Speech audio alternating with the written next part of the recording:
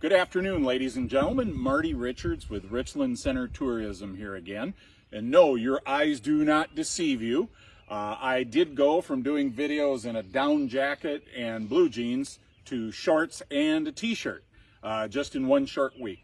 It's our old rule in Richland County and the greater Richland Center area.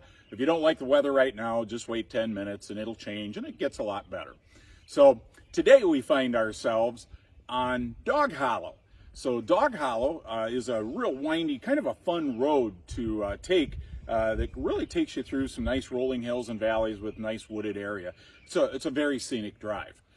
The name for Dog Hollow kind of came many years ago, back in the late 1800s. While this area of Richland County itself is known for the dairy industry in agriculture, really back in the early, or rather the late 1800s and the early 1900s, raising sheep or shepherding was quite a high agricultural endeavor that did take place.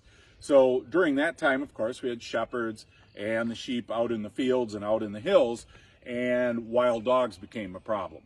So they became quite a nuisance, wild dogs bothering the different herds, to the point where this particular valley got to be known as Dog Hollow because of that. It's rumored they did have a way to cure that, and allegedly they did take care of that. Now, a little little known caveat to do with Dog Hollow is right behind me over my shoulder. And that is, back in the 70s, there was a motorcycle club in the area by the name of the Hombres Motorcycle Club. And right behind me was the home of the Hombres Motor Club. It was a little place called Hog Pen. Used to have a sign and everything. True story.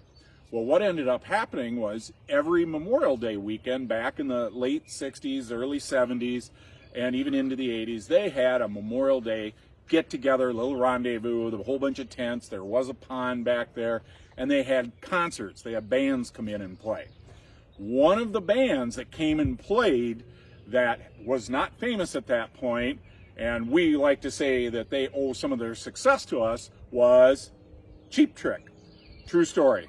So Cheap Trick came, played at Hog Pen on Memorial Day on one of those events that's been verified by Hog Pen's owner, Jim Powell. We had this discussion, so I do have some justification of that.